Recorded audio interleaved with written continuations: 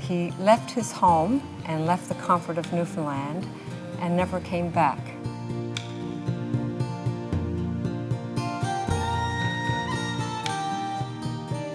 The fact that he was shot 3 different times in 3 different battles is amazing to me.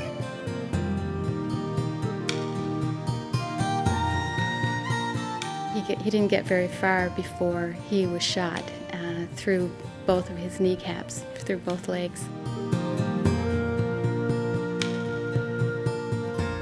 Here was this whole row of waxed faces.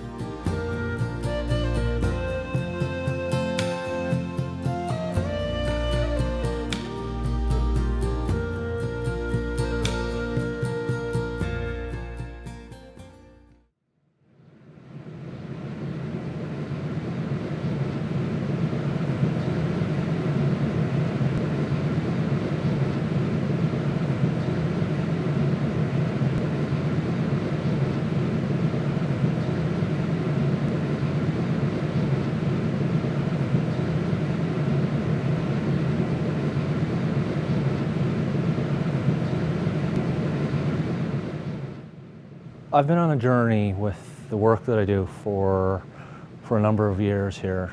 I'm a bronze artist. I cast bronze. I make bronze sculptures.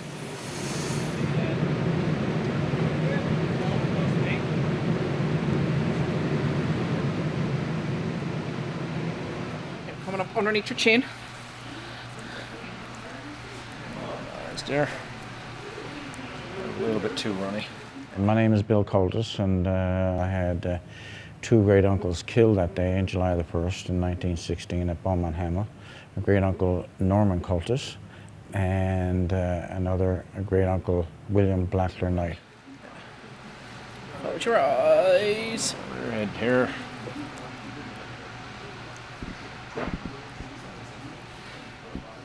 I'm thinking of, these Macs are almost stand-ins for those soldiers as the the people that remember.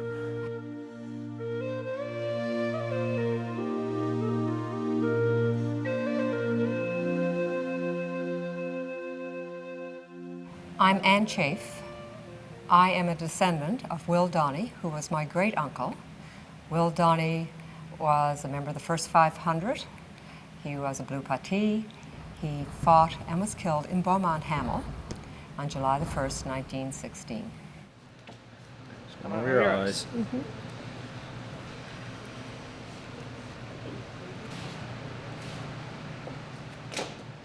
So when you look at somebody's face who's, the great-grandson or the son in some of the cases here, the viewer of that can't help but think, maybe there's something left in that person's face, the visual, like maybe does that person look like that great uncle or that grandfather or father, the connection's even closer.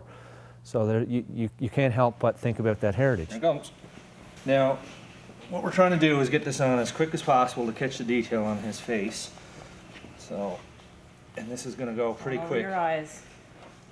My name is Bob Wakeham, and my grandfather, his name was Joe Judge, and he was from Point Bird, Placentia Bay, son of a fisherman. And he came into Grand Falls to work in a mill when he was about 18 years old, and war broke out, and he enlisted in the Newfoundland Regiment. Ultimately, the time that we spend on this earth, the only legacy that really lasts is our sons and our daughters. So these are the things that continue on generation through generation through generations. My name is Matt McLeod. My father was the First World War veteran. His name was Ernest Frederick McLeod. He was a member of the Blue Patees of the Royal Newfoundland Regiment, and his number was number 24.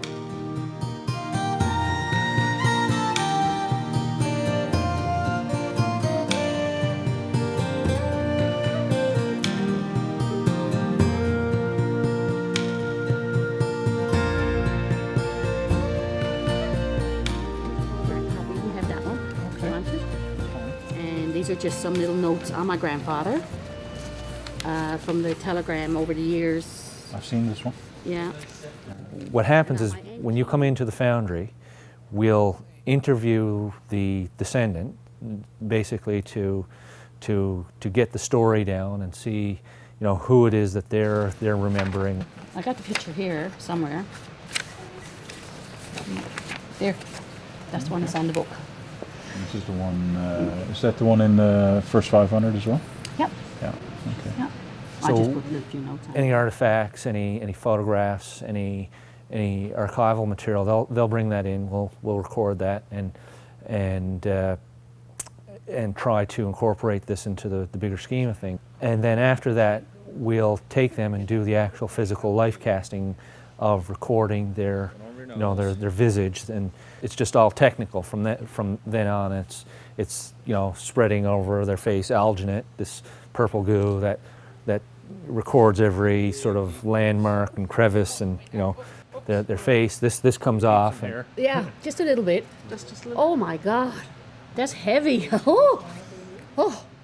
and it creates a mold, which is then used to cast the bronze, and then you have a bronze portrait of that person. My name is Cheryl Stacy. I'm the granddaughter of A.J. Stacy, known as Jim. And he was one of the first 500, number 466, and he was at Beaumont Hamel. My grandfather had a mail bag that he used to deliver the mail to the trenches or to the front lines, and he would sleep with it at nighttime so they would keep the mail safe. Nobody knew where the bag came from, where he obtained it, but since I've donated to the rooms, they have discovered it was a German bread bag. Now, if he got it off a dead soldier, if he traded it for a pack of cigarettes, who knows?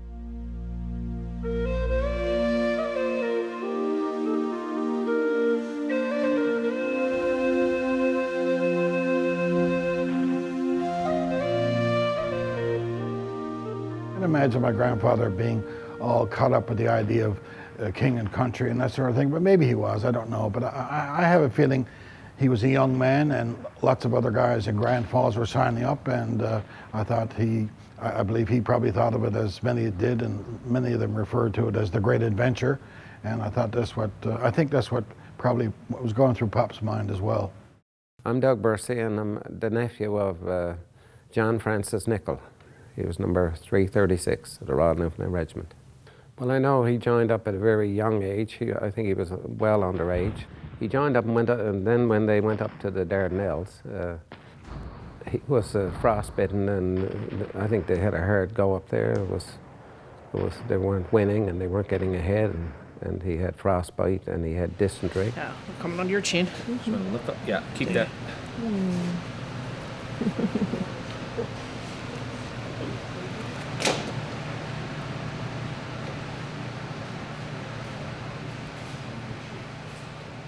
He answered the call, he trained, he served in many battles, and he left his home and left the comfort of Newfoundland and never came back.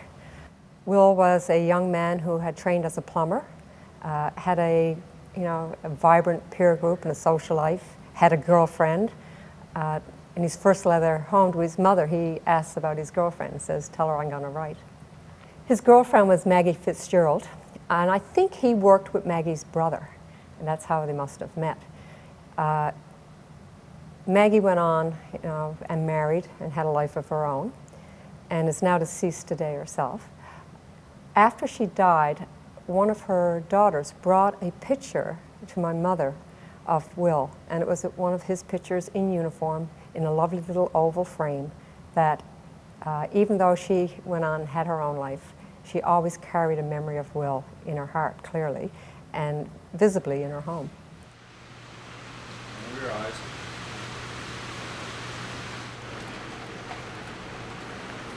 How we doing? Perfect.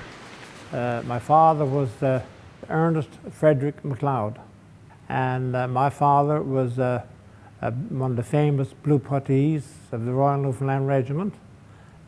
He was 20 years old, I think, when he signed up, and he did serve the full 4 years, from what I can gather.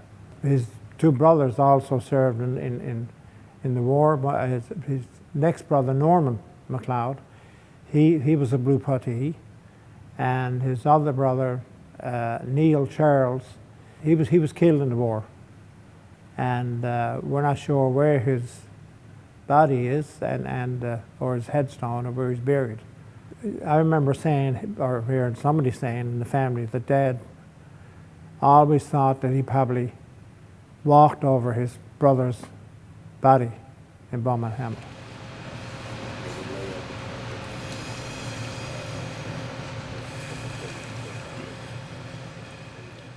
Will, I can assume, because I never met him, was probably like my other great uncles, his brothers. They were all quiet men. They were kind men. They were funny. They had great humor, great music, very talented, but very giving to the family. So the loss of Will was a loss of a major portion of that family, and it rippled through generations, and it's still there today.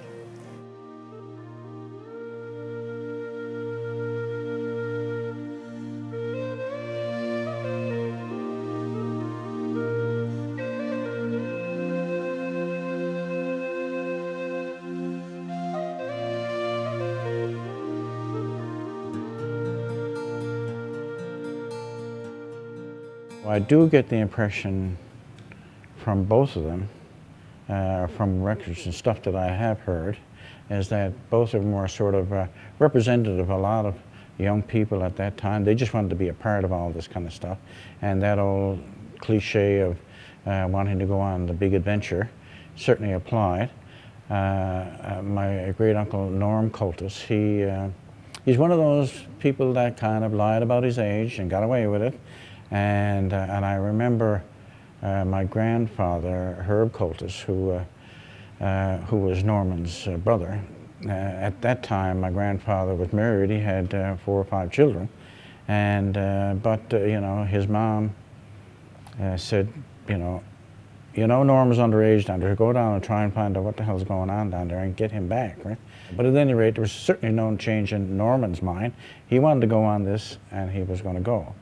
Great uncle William Blackler Knight, he just seemed like a kind of bit of a wild fella, right? You know, and of course the concept of going off to war would fit right into his nature, and as luck would have it, we came across several letters that he wrote when he was training over in Edinburgh Castle, and he just, by his nature, he just seemed like he was gung-ho, and he didn't care about the officers. He didn't care.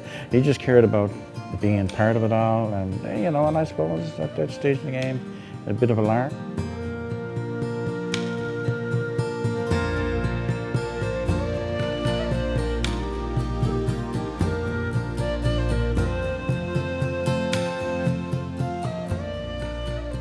My name is Lillian Fiddler, and I'm a descendant of Bill Newbury from the Newfoundland Regiment. He was in Company G. He was, you know, in Beaumont Hamel on July 1st. This was his first day of combat. You know, they were so young, they didn't realize what they were getting into, what they were doing. A lot of them went there for adventure, to see what it was like. Most of them, it wasn't a patriotic thing. It was, you know, the sort of being so young and getting caught up in the fervor of it, I guess, and that sort of thing. So, you know, so I think young men, they don't know sometimes what they're getting into by going to war. They don't know. They think that they're invincible, I guess, as well. Let go of the straw. We're going to let go of the straw. We're going to take this off now. Tip your head back. Yeah. That was very uncomfortable. Ah, there we go. My grandmother, Anne, or known as Annie in those days, typical of that family, and they were a big family, someone would be sent daily to get the fresh meat or the fresh fish. And I think in those days you actually went down to the waterfront or a wharf and got your fish. She was sent one day to get the fish. And it was shortly after the time he had enlisted, or at least got the uniforms. I'm not sure when the uniforms were issued, but it was before he shipped out. And she met him coming along, I think it was Duckworth Street, in his uniform, and she was thrilled. She had the fish money, and I think it was like 5 cents, but I guess you bought a lot fish with 5 cents in those days. So she decides to, impromptu, let's get our picture taken. So, and I think in those days, there was very few pictures because pictures were expensive. Not everybody had the means to have photography done. So they went to a photographer's studio, somewhere on Water Street, I think, and they got a picture taken, and that picture still exists today.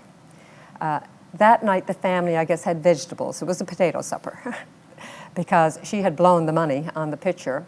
And it probably didn't go over all that well, but once he left and they realized the significance of that picture, one of the last images they had of him, all was forgiven.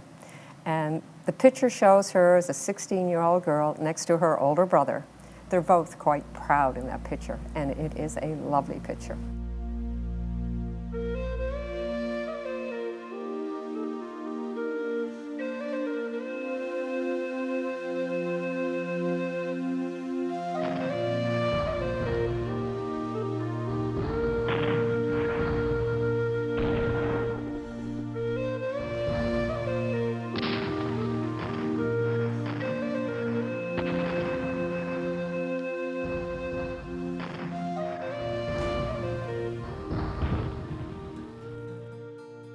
But they say that he did deliver the orders to go over the top. That's what we've heard. And he did deliver messages from Colonel Haddo, I think his name was, and to other regiments, the A and B companies. He would run them back and forth besides delivering mail. I received a cassette from my cousin. This cassette was taped in about 1980 when my grandfather would have been almost 83 years old. And somebody from Time magazine came to St. John's to interview him and some other survivors of Beaumont Hamel. We went at night by word of mouth to Eric Eyre, captain of our company. He stood up and waved his hand to advance. And he was hardly on his feet before he shut down. When they got the order to go over the top, he was the ladder bearer. So him and another guy were in charge of taking this ladder over the top. My grandfather was in the back, the other guy was in the front carrying the ladder. And the guy in the front was killed almost immediately. So another guy came along, took the front part of the ladder, and they went on a little bit further, and he was shot as well. And my grandfather said that the bullets were just snapping. You could hear them all around you, and they just broke up the ladder, the machine gun bullets. So he dropped the ladder and just kept going. I got out to, I would say, to no man's land. There were gaps there in the wire, and I went through the wire. And I went on, I would say, probably about 200 or 300 feet. And then I got cracked from both knees. And he didn't get very far before he was shot through both of his kneecaps, through both legs. And so he just, stayed there. He was alive, and that was Saturday morning. Saturday night they tried to come out, and they came out and they tried to get, and they got me on their back. And my knees are so bad I couldn't stand the pain, so I got them to drop me. They brought out a stretcher. I couldn't get on the stretcher because then I had to stretch my legs out, and one was as bad as the other. Next day, I decided to try to get to the trenches myself. I started Sunday morning to try to get in, and all the way back I could hear the shells, the bullets clumping alongside of me. And I knew then they were after me. I had sense enough to realize that they were trying to stop me. And I'd probably keep quiet for 10, 15 or 20 minutes. And they were trying to pick him off going back to the trench. And so he would move a little bit and then stop, and he could hear the bullets alongside of him and stuff. And so he just inched his way back. He would rest for a while, and so they would think he was hit. To give them the idea I had been hit, then I'd go on again. So I got in then so far as our trench. When I got up as far as that, I saw left the boys that were killed, just lying there. I was wondering just how I could get up over there. So I made one desperate effort on my feet and got up to the trenches and toppled in the trenches on top of some of the dead men down there. Grandfather was holding onto this long, sort of tubular piece of metal, and he had the front end and another guy had the back end, and this was used to blow holes in the barbed wire. And they came out of the trench, came over the top and started heading over towards the German lines. Pop at one end and his buddy, I presume his buddy, at the other end. And that guy got shot and killed. So the piece of metal fell and Pop screamed out. He said, I need help, I need help. Someone come and grab the other end of this, because he was bent over.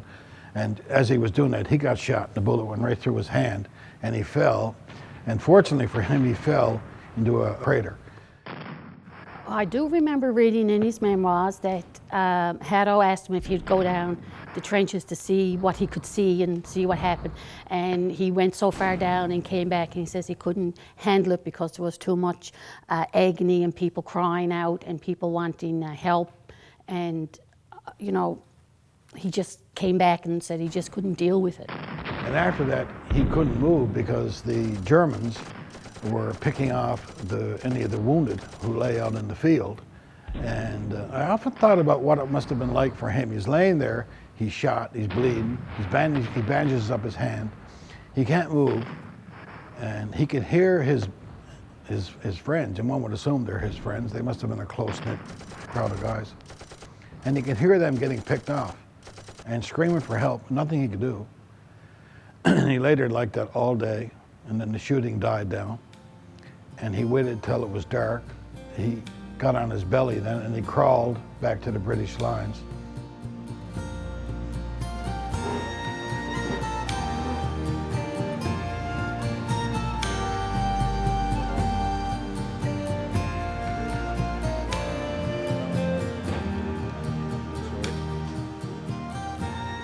Had the opportunity to go over to Beaumont Hamel, and I think one of the things that a lot of people do notice is how small the battlefield is, right? So when I went over there for the first time, I was flabbergasted that you could see the German lines over there. I don't know what I had envisioned, but I couldn't get over how small it was. I mean, it seems to me it was the size of, I don't know, 6 or 7 football fields in length, and maybe that same in width. And you could see where the German lines were, and you could see where the Newfoundlanders left the trench, and you could see why the Germans, in some of their own diaries, said that all they had to do, even their worst shooters, were picking off the Newfoundlanders because they just had to keep firing their machine guns, firing, and then they were coming across this small little cloistered area right at the guns, and they were just falling over each other.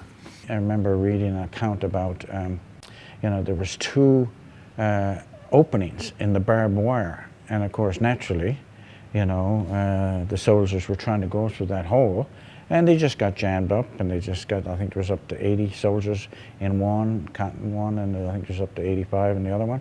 They didn't have a chance. They didn't have a prayer. And when you think about it, imagine 30 minutes, and say there was over 700 men who were actually either shot, either wounded, or killed in 30 minutes. It's impossible to imagine. There you go. Just pucker up. But on July the 1st in 1916, the day he died, and that all happened very quickly when they were slaughtered, that day here in St. John's, my Aunt Bride was coming along Duckworth Street, turning up Holloway Street, and saw the back of a soldier going in Prospect Street where they lived. My grandmother was in the kitchen downstairs cooking on the wood stove and heard the front door open, raced to the steps, looked up, and saw the back of a soldier going into the living room. So she rushed back to the stove to take off whatever she was cooking, met her sister Bride in the front door, and they both said, "Will's home." And with that, they were in glee, and they went into the living room looking for him, because that's where Annie, my grandmother, saw him go. nobody there. So they said, well, he's looking for his mother. So they went to one of the rooms off the living room, figuring that's where the mother was. And the mother was there, but he wasn't. So both were quite adamant they saw him that day. And they've told that story forever. And people say they want to be there on July 1st, 2016 in Beaumont Hamel. I'm staying on Prospect Street. I'm going to see if he comes again. I hope he does. Oh, yep. Yeah, that's a great facial, hey, Bill? There was kind of a lag time between when people were dead and but not knowing it back home. And that kind of happened too with Great Uncle Will night. And what happened there, I think one of the ways they got people to say that they had died was that they used to have, a list of names in windows and saying, yes, we got confirmation. And what happened was with Great Uncle Will night is that his name never appeared for the longest time. So, I mean, the added thing about this this business is that not only they had died, but there was the not knowing for the longest kind of time. And of course, it's even sadder with Will Knight because he was dead and they thought he was still alive. He had made it, right? You know. So I'm sure that happened a lot, you know. On July the 26th, in the year of his death, like 26 days after that happened, it was a telegram came to his mother saying that he had died in battle. And then she subsequently wrote asking for his personal effects because she felt they would be of great comfort to the family to have them. They got back a cigarette case and an identification bracelet that he had. They had asked for a watch, which never did appear. But I suppose we were lucky to get even that. He was buried in a grave with 5 other people, 4 or 5 other people. And that day, he was actually buried that day, and the graves were labeled. So we were very fortunate to know exactly where he was and that he did get buried. At Beaumont Hamel, if you're over there, at certain parts down in the corner and over to the left or wherever you are, there are small little cemeteries there, right? And I felt like there's just no sign of my 2 great uncles. You know, I mean, they don't have a headstone. Sometimes it tormented me that there was no tombstone. But then the thing that placated me was the fact that there's got to be something there. There's got to be some remnants of their bones or something like that. It's got to be there. And that's the way I look at the battlefield there, and I have been over there up to 5 times now. And you get a sense that, yeah, they're there. You know, and in a lot of ways, sometimes they're more of a part of the battlefield than maybe someone who was buried and got a tombstone, right? No. Here I am. Was it so bad, was it? No, boy. He never spoke very much about it. You know, he was, I guess like the rest of the people that are overseas, they just don't want to talk about it, right? And because I'll give you an example. I worked with Tommy Ricketts drugstore, the VC, and I worked down with him for a year, and he never spoke. You know, you couldn't get him to say he was even in it, you know. But no, Dad just said that he was over there and he was, you know, sort of like he was in France and Belgium, and he never mentioned Beaumont Hamel. The only time he mentioned Beaumont Hamel would be July the 1st, when of course he would be down, we'd all be down at the War Memorial, right? And my father was very proud man, especially proud of in the Royal Newfoundland Regiment, especially being a Blue Puttee. The fact that he was shot 3 different times in 3 different battles is amazing to me. And I've often thought, you know, how do you stay sane through all of that? You know, 3 different times, shot 3 different times, and in the trenches for almost 2 years. You know, from Gallipoli to France to Belgium, and you know, but he did manage, I guess, to stay sane because he came back to Grand Falls and he married a fellow Placentia Bay woman, and He was from Point Verde and she was from Fox Harbor. They got married and they raised 7 kids. Yeah. Well, they all said he was affected by it. They thought, like, mentally affected by it, you know, because he was that way. I heard a story one time that he used to say to his father, when I come back, I'm going to get enough money, I'm going to buy a .22 rifle and I'm going to go in by a long pan and shoot a rabbit. So him and his buddy, when they got back, that's what they done. And when they came back that day, my grandfather asked him, "Where's your rabbit and where's your gun?" And he said, "I threw it in the water and don't ask me anything else." He was very warm, a very warm person, but a bit detached, I think, as well. My mom said, I asked her, you know, what she thought about it, and she said she really thought he was affected.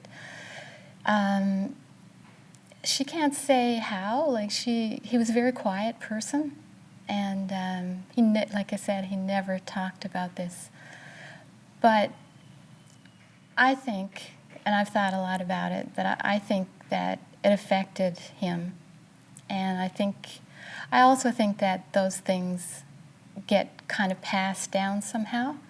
I don't know, like you can't see the direct results of it, but I think a shock like that can kind of reverberate through sons and daughters and grandchildren, and you know, so I think somehow it's there, you know, it's there, and I think not just in family, but in our whole culture, really, for Newfoundland, because so many young men and so many families were affected. So perhaps it's there, you know, as well in our, you know, as a whole in our culture. I don't know for sure, but I wouldn't doubt it.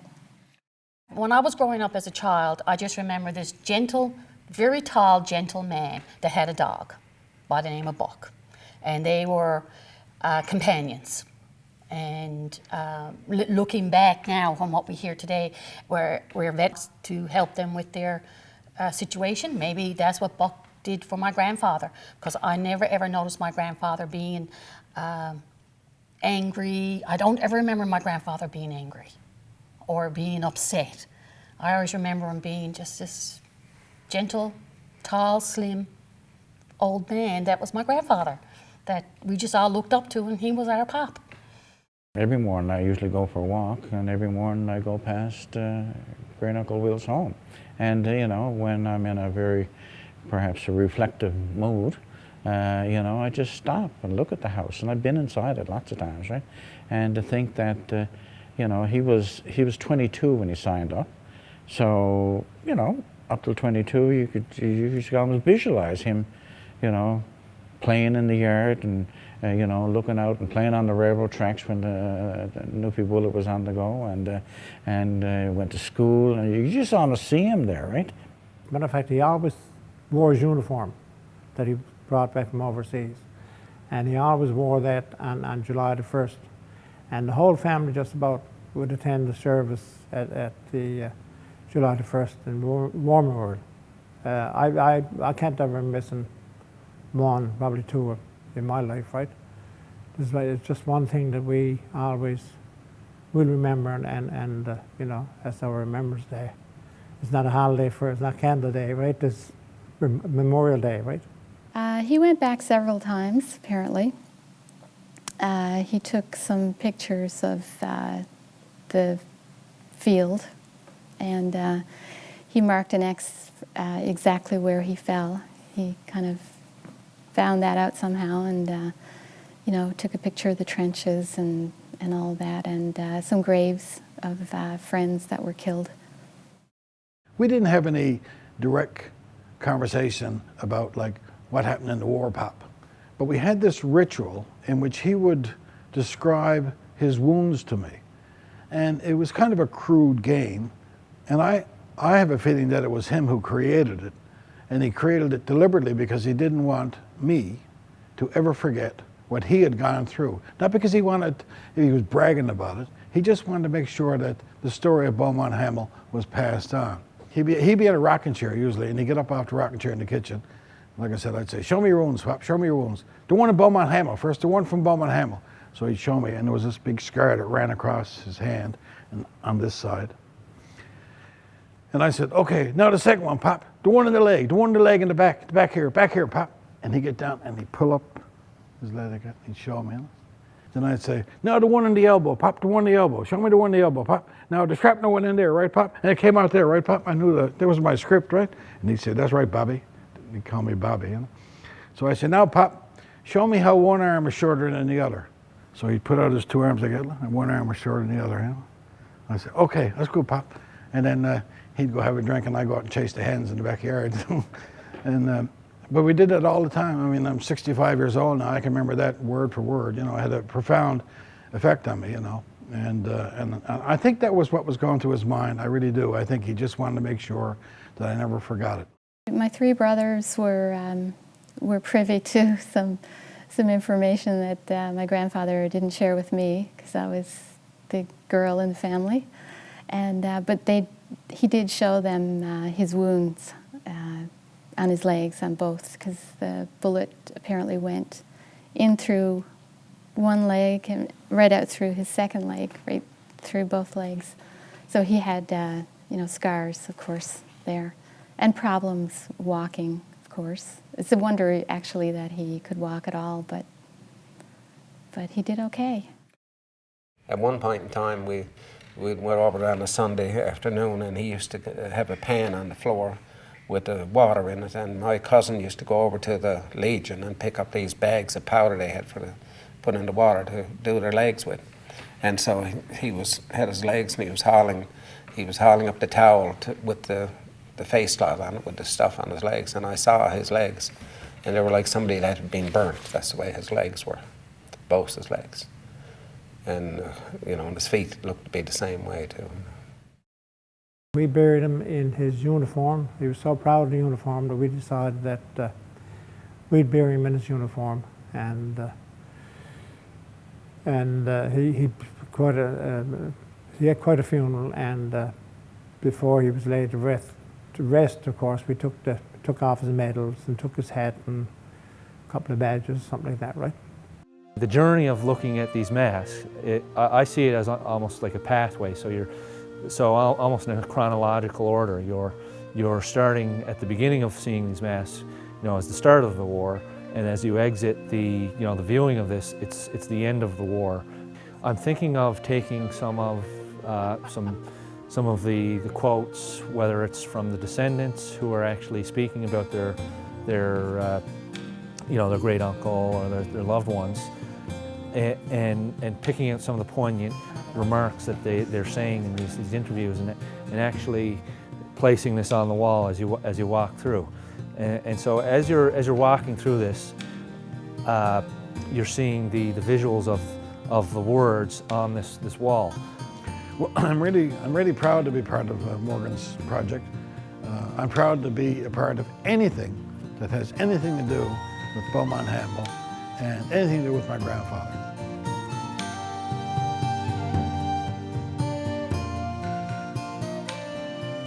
So, you know, myself and Pop are going to be forever joined in Morgan's project.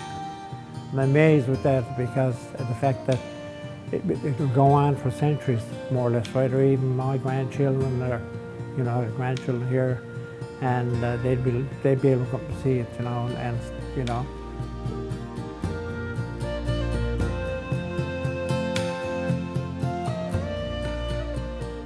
Oh, I'm thrilled with it, thrilled, yeah. I think it's a great thing, you know, to come up with that idea. One of the things about bronze is that it lasts a long time. There's examples of bronze statues going back 6,000 years, right?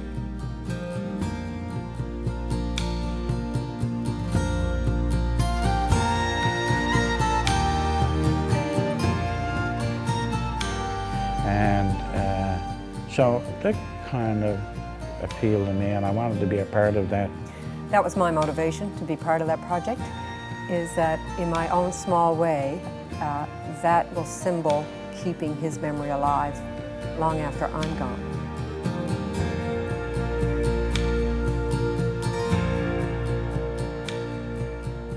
So I think it's a great project. I am delighted that Morgan is doing it.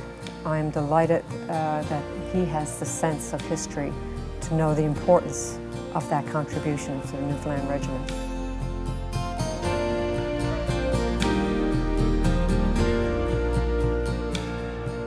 Well, I think it's only right that we should, you know, remember these people who, some were very young, went over there and gave their lives. And some older too, that left their families, their wives and children, and went over and never came back. And I don't think we should forget it.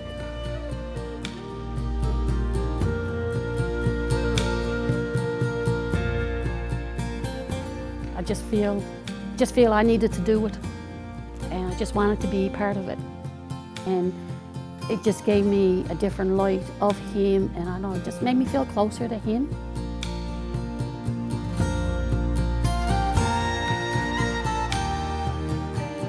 I thought what Morgan was doing was a really great project, and I really wanted to be a part of it.